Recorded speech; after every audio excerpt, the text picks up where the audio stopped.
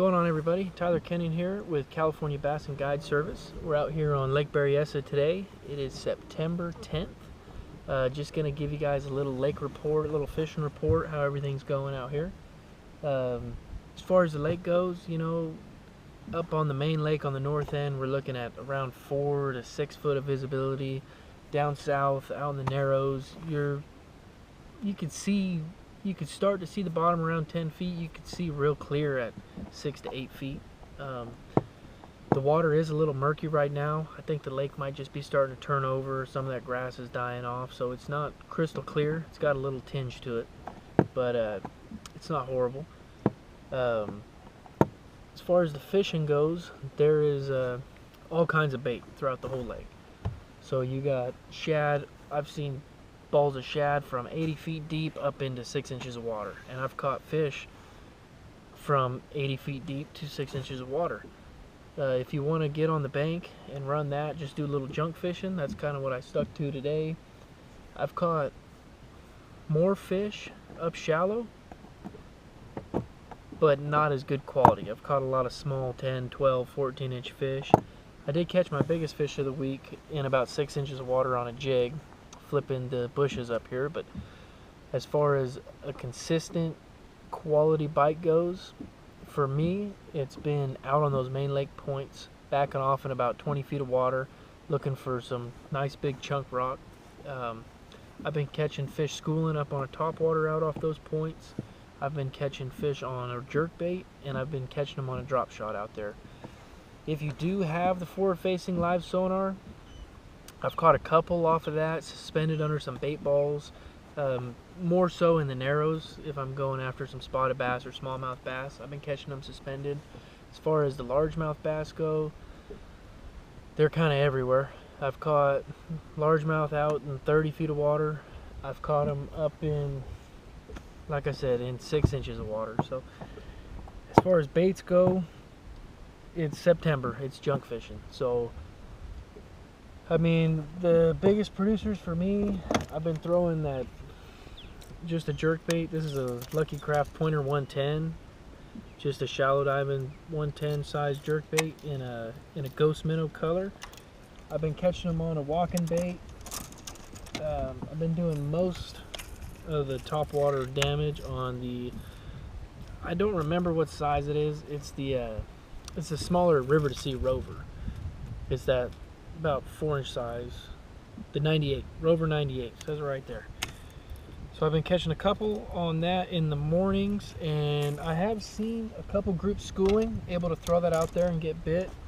I've been catching fish on a smaller compact spinner bait. This guy right here, gold, caught him on gold blades. I've caught him on silver blades, just using that little spunk shad trailer, rolling that up around brush piles and laydowns up on the bank. As far as the deep bite goes, I've been catching them on the drop shot, using a jackall crosstail shad, a little 4-inch shad imitator. I know they don't make those anymore, but that's just what I've been using. I've caught a couple on a football jig out deep, just dragging it about 30 feet of water on those rocky points. There's a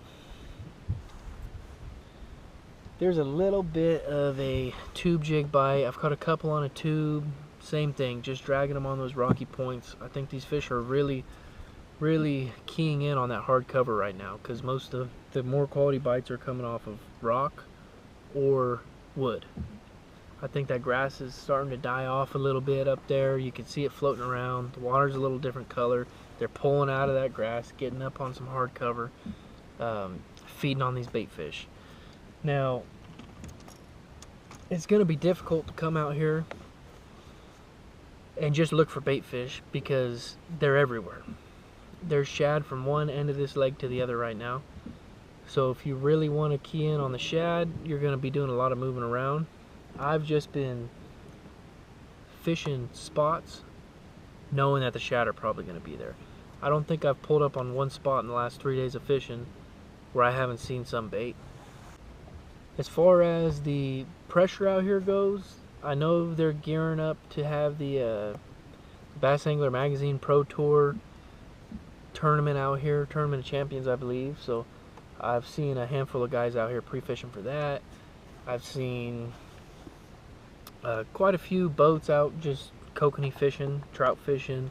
But on the weekend, I came out on Saturday, and if you plan on coming out here on the weekend, I would suggest getting out here as early as possible, getting off the water by 10, 11 o'clock, because these ski boats are out here thick. It's the last couple weekends of the summer, nice weather, and they know it. They're out here, and this whole lake, it was slick calm, not a breath of wind, but it was like a washer machine. There's just so much boat traffic out here. So I suggest if you are going to come out on the weekends, just try to make it an early one, because these boats are pretty brutal out here. So that's about all I got for you guys. Sorry I couldn't be nothing more specific. It's just kind of, like I said, September junk fishing out here. So just come out here, have a good time. You're going to catch a few fish, run the banks, run the points, throw a drop shot, throw some moving baits when the wind picks up, and you'll have some luck and you'll catch a couple fish. If you guys are looking for a trip, either out here on Berryessa or out on Clear Lake, you can call me at 707-334-4775. Call or text that number. You can also get a hold of me at my email, which is tylerkenyonfishing@gmail.com. I'll put both of those down on the screen and link it down in the description. Again, I'm running trips out here and on Clear Lake currently, so if you're looking to get out, get on that fall bite, last bit of summer, just shoot me a text or a call or an email, and I'm going to try to be doing these reports either on Berryessa or Clear Lake. I'd like to do them once a week. We'll see how that goes. If not, every other week. So just